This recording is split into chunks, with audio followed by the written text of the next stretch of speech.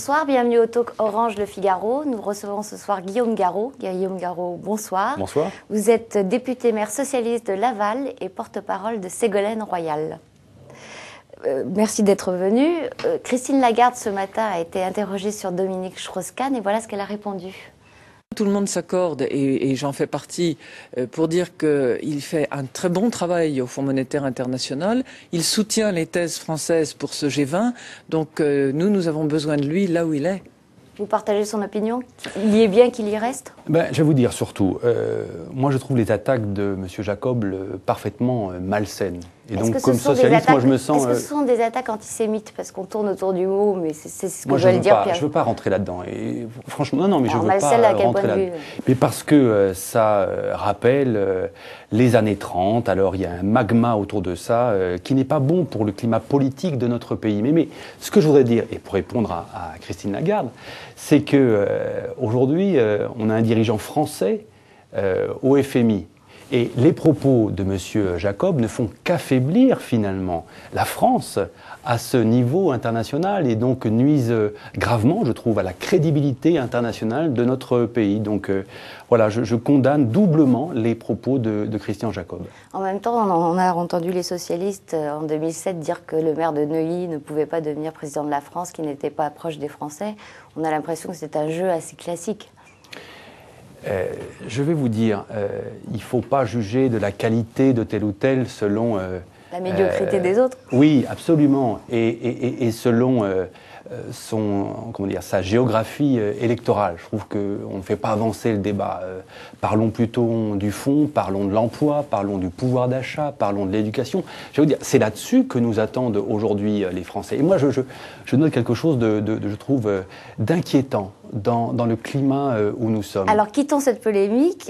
Oui, je voulais parler du fond, mais oui, on va le faire sans doute. On va le faire. Au-delà de ça, comment expliquez-vous que Dominique Strauss-Kahn baisse dans les sondages, et notamment auprès des militants socialistes?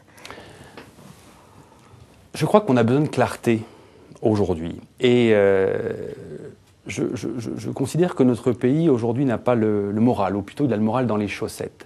Et c'est vrai que quand on regarde le comportement des dirigeants, lorsqu'on voit les jets privés par-ci, les vacances tout frais payés par-là, les gens se disent « mais qu'est-ce que c'est loin de notre vie à nous ?» Donc il y a un fossé grandissant entre l'élite qui nous dirige et ce que vivent au quotidien les Français. Et donc, dans ce contexte-là, je crois que la gauche, et c'est sa responsabilité, elle doit être claire. Et donc, les candidats doivent donner rapidement leur point de vue, le sens de leur démarche, et dire quelles sont ses intentions, quelles sont leurs intentions pour les mois et les années qui viennent. C'est très important qu'on ait cette clarté-là pour aller au fond du débat. C'est de l'impatience ?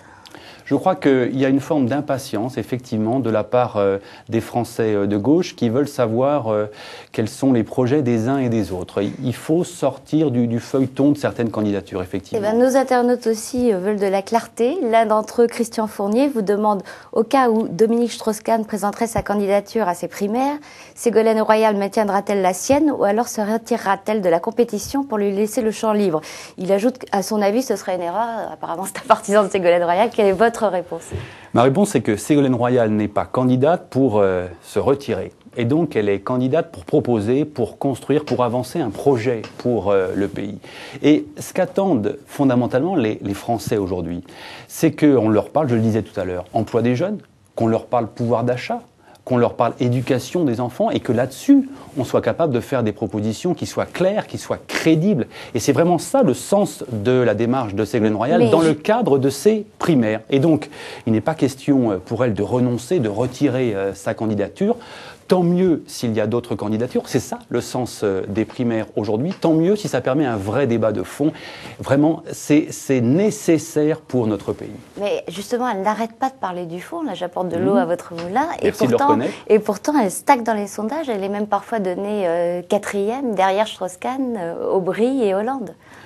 Écoutez, la question, ce n'est pas les sondages aujourd'hui. Vous savez, si on avait regardé les sondages 15 mois avant l'élection présidentielle de 2002, c'était Lionel Jospin élu. 15 mois avant l'élection présidentielle de 1995, c'était Édouard Balladur élu dans un fauteuil. Donc, oublions un peu ces sondages, regardons le fond. Je pense que tant que l'offre politique entre les différents candidats avéré ne sera pas constitué, ces sondages ne signifieront rien d'autre finalement qu'un besoin, qu'une envie des Français pour une alternative à la politique de Nicolas Sarkozy. Alors répondons à ce besoin d'alternative. Ce que vous dites s'applique aux Français, mais on observe aussi le comportement des poids lourds socialistes. Vincent Peillon soutient désormais Dominique Strauss-Kahn, David Assouline a choisi Martine Aubry, Gérard Collomb a rompu assez bruyamment avec Ségolène Royal. Comment peut-elle reconquérir ces poids lourds du PS ? La primaire, elle ne va pas se jouer uniquement auprès des poids lourds, comme vous dites. Mais un peu quand même. La primaire, elle va se jouer surtout sur le terrain auprès des Français. La primaire, ce n'est pas simplement les militants socialistes. Moi, je suis militant socialiste. Mais je sais que nous devrons aller convaincre les Français qui appartiennent pas forcément à une formation politique de gauche, mais qui ont envie que la gauche gagne. Donc, faisons en sorte d'être au contact, d'être dans la proposition, dans l'échange avec les Français. Et le vrai sondage, il aura lieu au moment des primaires. Le vrai sondage, finalement, ce sera rien d'autre que le vote des Français intéressés par la victoire de la gauche. Et ce vote des Français, il aura lieu au mois d'octobre prochain pour désigner le ou la candidate qui portera les couleurs de la gauche vers, je l'espère, la victoire en 2012. Vous prédisez toujours un immense intérêt pour ces primaires. Vous aviez parlé, ou des proches de Ségolène Royal avaient parlé de 12 millions de participants. 12 millions. Moi, j'ai jamais entendu ce... 1 million, pardon. J'ai jamais entendu ce chiffre-là. Mais vous avez raison de dire que c'est bien la responsabilité aujourd'hui des dirigeants socialistes de faire en sorte que ces primaires se passent bien, que le débat soit de qualité, que les candidats et les responsables socialistes se respectent entre eux si on veut susciter l'intérêt et l'adhésion autour des primaires. C'est pas le cas, il n'y a pas de respect? Moi, je considère qu'il faudrait parfois un code de bonne conduite, un code du respect entre les candidats et entre les dirigeants socialistes, parce que il faut pouvoir maîtriser nos débats, assumer la diversité des propositions et des idées. Au final, c'est ça qui nous renforcera. Mais vous avez en tête des incidents particuliers? Non, mais on va pas revenir sur certains incidents qui ont émaillé une actualité parfois récente, mais il faut savoir tourner la page et puis surtout, il faudra être capable de nous rassembler. C'est essentiel, et donc ce code du respect que moi j'appelle de mes voeux, il nous permettra, le moment venu, de nous rassembler pour gagner. Les gens qui nous regardent n'ont pas forcément toute l'actualité des derniers mois en tête. Citez juste un exemple. Non, mais écoutez, je suis franchement pas là chez vous pour revenir sur le passé. Moi, je veux regarder devant nous, et je crois que les Français, ils attendent ça, surtout que les socialistes soient capables de parler de propositions, de répondre à leurs attentes, à leurs besoins, et soient capables, surtout, je le disais, de s'unir, parce que c'est la condition principale pour être en position de battre Nicolas Sarkozy l'année prochaine, en 2012. Est-ce que vous craignez un tout sauf Ségolène en 2012 au sein du PS? J'espère que chacun aura tiré les leçons du passé. Voilà. Cette démarche-là politique que vous citez, elle avait considérablement nui à l'ensemble de la gauche. Donc il faut que nous sachions dépasser des préventions personnelles pour nous rassembler, être unis. C'est vraiment ça, je le dis, je le répète, qui est la condition principale d'une victoire de la gauche en 2012. À Laval, vous avez de très bonnes relations avec les Verts. Est-ce qu'il doit y avoir une candidature commune Verts PS dès le premier tour en 2012 et est-ce que c'est possible ?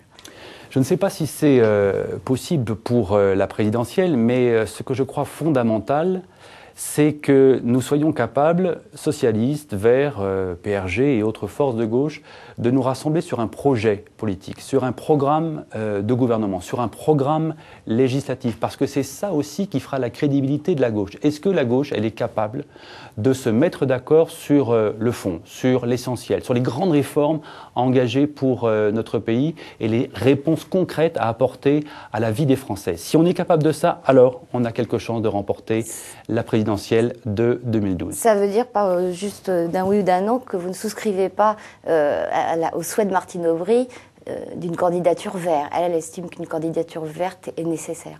Je crois qu'avant de poser le problème de la candidature verte, il faut poser la question du fond. Oui ou non, un projet ensemble pour gouverner. On a compris. Je vous remercie Guillaume Garot et à demain pour un nouveau talk Orange Le Figaro. Bonsoir.